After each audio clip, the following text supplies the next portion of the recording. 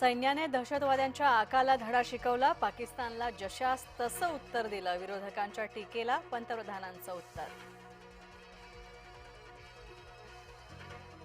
पाकिस्तानच्या अणुहल्ल्याची धमकी खोटी ठरवली, 22 मिनिटात 22 एप्रिलच्या हल्ल्याचा घेतला सूड. पंतप्रधान मोदींनी विरोधकांना सुनावलं.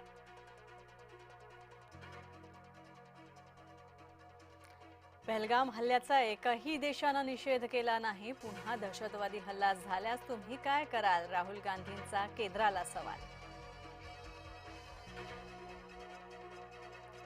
सीमेवर सैन्य लढलं, श्रेय मात्र मोदींनी लाटलं. प्रियांका गांधींची मोदींवर टीका. हल्ला झाल्यावर मनमोहन सरकारप्रमाणे गप्प बसणार नाही. काँग्रेसच्या काळात लपलेले अतिरेकी वेचून वेचून मारले, अमित शहांचं वक्तव्य. इंदिरा गांधींनी पाकव्याप्त काश्मीर का सोडलं? अमित शहांचा लोकसभेमध्ये थेट काँग्रेसला सवाल.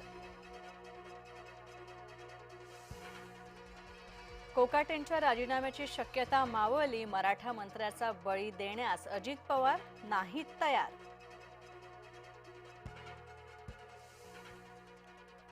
लाडकी बहीण योजनेमध्ये झाला भ्रष्टाचार, खासदार सुप्रिया सुळेंचा दावा.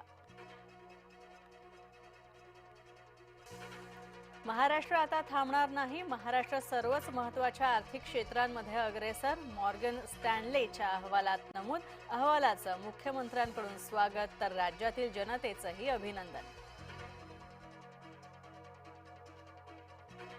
आणि हत्तीण महादेवीला नांदणीतून साश्रू नयनांनी निरोप. ग्रामस्थांच्या डोळ्यात पाणी, संपूर्ण गाव गेलं दुःखात बुडून.